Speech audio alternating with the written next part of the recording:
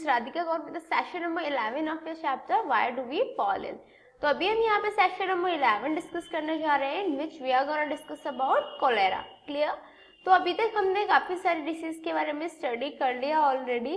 अब हम अगेन एक और डिसीज के बारे में स्टडी करने जा रहे हैं, दैट इज कोलेरा. बात आती है फर्स्ट, कोलेरा होता क्या है?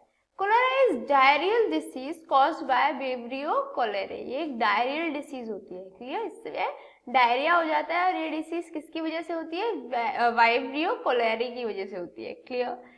It is characterized by a sudden onset of profuse watery diarrhoea followed by vomiting, rapid dehydration, muscular pain and suppression of urine. इसमें मेनली क्या होता है? इसमें क्या होता है? Normally sudden onset of profuse होता है.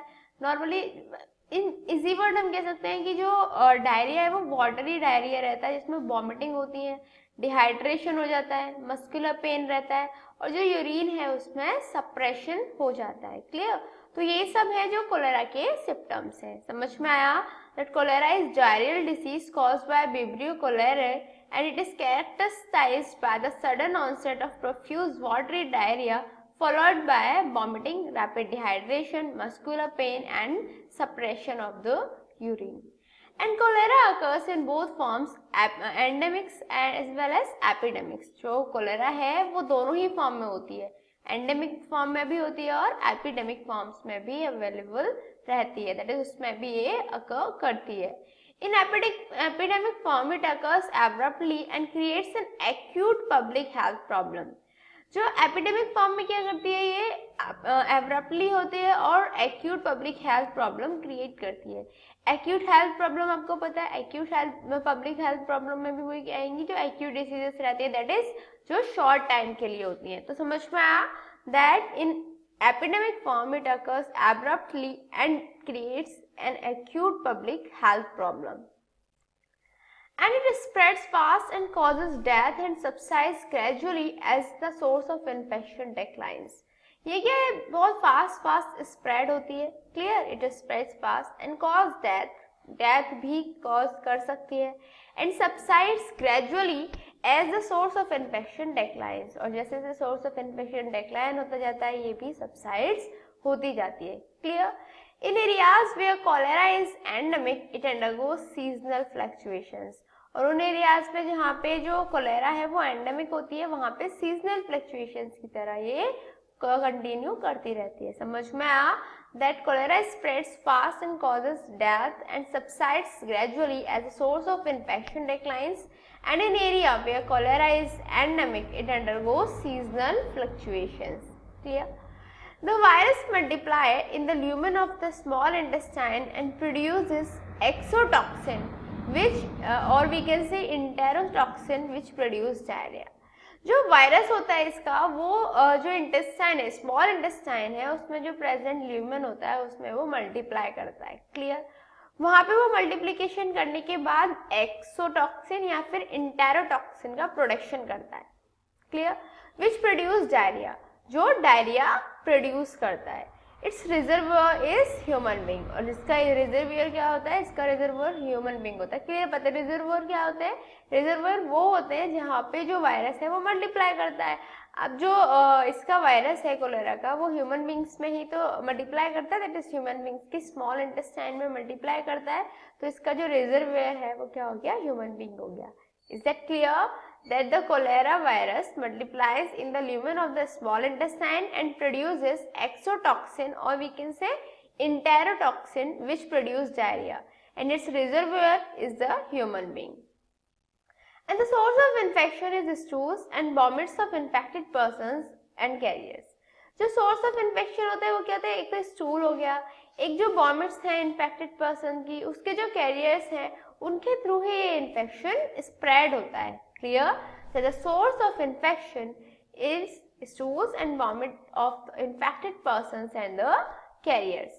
Cholera is thus an infectious disease. और इसीलिए जो cholera है वो एक infectious disease है, वो infection create करती है, infection create करती है, that is one person से other person वो easily spread होती जाती है, जैसे कोई भी एक normal infection spread हो जाता है. इसीलिए जो कोलेरा है उसे भी हमने क्या बोला? उसे भी हमने बोला it is a infectious disease. And cholera attack rate more in children, जो कोलेरा अटैक रेट है वो ज्यादातर चिल्ड्रंस में होते हैं, लेस इन एडल्ट्स, एडल्ट्स में इतने नहीं होते जितने ये चिल्ड्रंस में होते हैं। Infection of cholera is more in pilgrimages, fairs, festivals and marriages.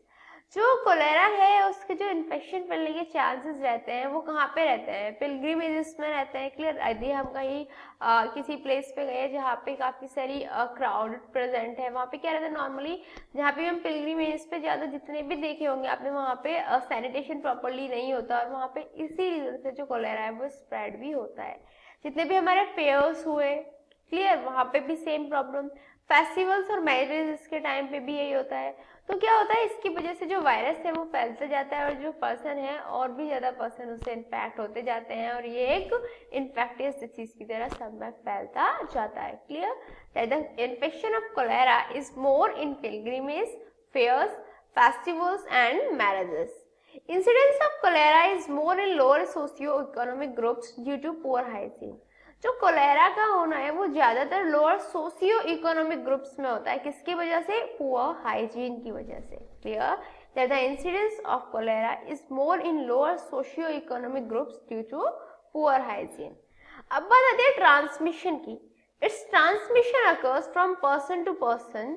इसका जो ट्रांसमिशन है, जो कोलेरा है वो ट्रांसमिट कैसे होती है, ऑब्वियसली ये बात आती है, बट इसका जो ट्रांसमिशन है वो पर्सन टू पर्सन होता है। That is first we can understand by the fact that the faecal contaminated water such as wells, lakes, ponds and rivers etcetera. जो हम जितना भी हमारा फेशियली कंटामिनेटेड वाटर हुआ, जैसे वेल्स का हुआ, लेक्स का हुआ, पॉन्ड्स का हुआ, रिवर्स का हुआ, इसके थ्रू ये ट्रांसमिट करता है।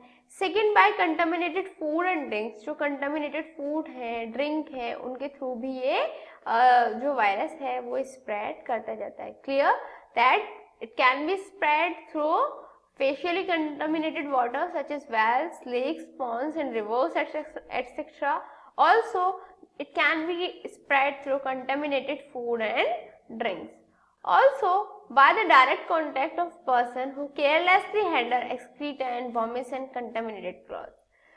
वो कोई भी इन्फेक्टेड पर्सन जो केयरलेस है, केयरलेसली वो अपने एक्सक्रीटा को, वॉमिट्स को, क्लोथ्स को हैंडल करता है, तो उसके साथ यदि हम डायरेक्ट कांटेक्ट करें, क्लियर, तो डायरेक्ट कांटेक्ट यदि हमारा उसके साथ होगा तो भी जो डिसीज है वो हमारे अंदर भी आ जाएगी। दैट इज वो पर्सन टू पर्सन ट्रांसफर हो जाएगी।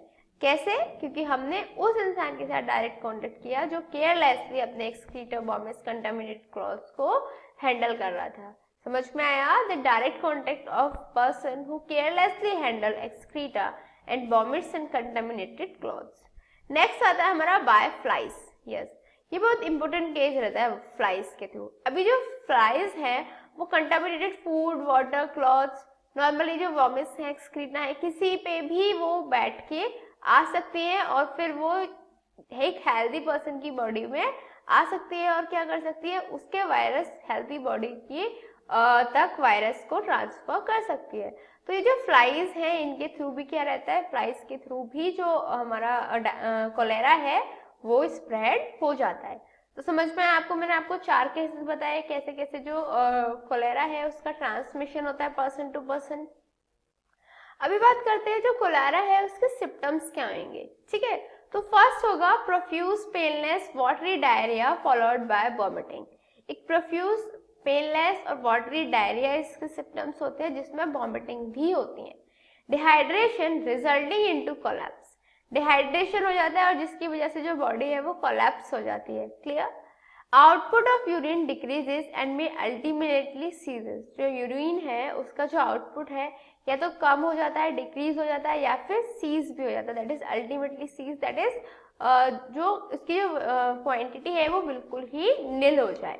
तो समझ में आया that first profuse painless watery diarrhoea followed by vomiting, second dehydration resulting into collapse, and third output of urine decreases and may ultimately cease. Also sunkeen eyes, hollow cheeks, absent pulse, low blood pressure, loss of skin elasticity, swallow and quick respiration. और क्या symptoms होते हैं? जो eyes हैं वो सनकीन हो जाती हैं, चिक्स जो है वो हॉलो हो जाते हैं, जो पल्स रेट है वो एब्सेंट हो जाता है, क्लियर, जो पल्स है वो नॉर्मली नहीं आती, लो ब्लड प्रेशर हो जाता है, स्किन इलास्टिसिटी की लॉस हो जाती है, swallow and quick respiration, clear, swallowing आ जाती है और जो रेस्पिरेशन है वो काफी क्विक हो जाता है। ये भी सारे सिम्टम्स हैं जिनके थ्रू हम बता सकते हैं कि कोलेरा प्रेजेंट है या नहीं है। Patient feels intense thirst and pain in legs and abdomen, जो पेशेंट है उसे थर्स्ट और थर्स्ट फील होता है फर्स्ट, तो सेकेंड उसे लेग्स में और एब्डोमेन में पेन फील होता है। Death may occur at this stage due to the dehydration of acidosis, acidosis की वजह से, ठीक है, डिहाइड्रेशन और एसिडोसिस की वजह से डेथ भी हो जाती है ऐसे केसेस में, clear, that death may occur at this stage due to dehydration and acidosis. अब बताती है प्रिवेंशन एंड कंट्रोल मेथड क्या है।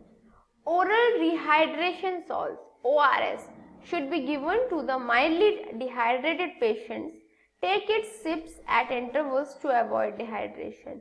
क्या करना है हमें क्या करना है, oral rehydration salt that is ORS देने हैं पर्सन को, clear, should be given to the mildly dehydrated patients, take it sips at intervals to avoid dehydration, और उसकी सिप्स लेते रहना है ताकि जो डिहाइड्रेशन है उसको हम अवॉइड कर पाए, ठीक है, तो इंटरवल्स पे थोड़े थोड़े गैप पे हमें ORS की सिप्स लेते रहना चाहिए। समझ में आया ना? सबसे बेस्ट मेथड ये है कि हम ORS लेते रहे क्योंकि जो डिहाइड्रेशन है उसको हम अवॉइड कर पाए। Also severally dehydrated patient should be given intravenous fluids, जो सेवियरली डिहाइड्रेटेड पेशेंट्स होते हैं जिनको और ज्यादा प्रॉब्लम हो जाती है उन्हें हम इंट्रावेनस फ्लूइड्स देते हैं, रिंगर्स लैक्टेट सॉल्यूशन और डायरिया ट्रीटमेंट सॉल्यूशन। उसके साथ में हम रिंगर्स लैक्टेट सॉल्यूशन भी दे सकते हैं और diarrhoea treatment solution that is DTS भी उस पर्सन को दे सकते हैं। Antibiotic should be given as soon as vomiting has stopped, जैसे ही वॉमिटिंग स्टॉप हो जाए हमें क्या करना चाहिए, हमें जो एंटीबायोटिक्स हैं वो दे देनी चाहिए। Usually 3 to 4 hours of oral rehydration, और लगभग 3 to 4 आवर्स ओरल रिहाइड्रेशन के बाद में नॉर्मली हमें क्या करना है, हमें एंटीबायोटिक्स देती रहनी है। And properly treated water should be provided to the community to check cholera, cholera को चेक करने के लिए जो प्रॉपरली ट्रीटेड वाटर है वो कम्युनिटी को प्रोवाइड करना चाहिए, clear. Sale of food should be under hygienic condition, और जो फूड्स की सेल होती है वो भी हाइजेनिक कंडीशंस के अंदर रहनी चाहिए, दैट इज अनहाइजेनिकली जो फूड्स वगैरह हैं उनको सेल नहीं करना चाहिए। Also disinfection of patients stool, vomits, clothes etcetera with bleaching powder, जितने भी हमारे पेशेंट्स के स्टूल्स हुए, वॉमिटिंग क्लॉथ्स हुए, इन सबको क्या करना है, उनको डिसइंफेक्शन करना है by using the bleaching powder. Bleaching powder का यूज करके इनको हम डिसइंफेक्ट कर सकते हैं। And also cholera vaccine is the only specific agent for prevention and control of cholera, और कोलेरा की जो वैक्सीन होती है वो एक स्पेसिफिक एजेंट है किसके लिए, prevention and control of cholera. Cholera को यदि प्रिवेंट करना है, उसका कंट्रोल करके रखना है, तो सबसे बेस्ट चीज क्या है, cholera vaccine. So what did we learn today, आज हमने क्या स्टडी किया, आज हमने कोलेरा के बारे में स्टडी किया।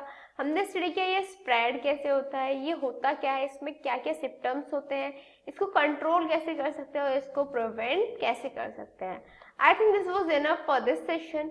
इन next session we are gonna discuss more about this chapter. Till then, good luck.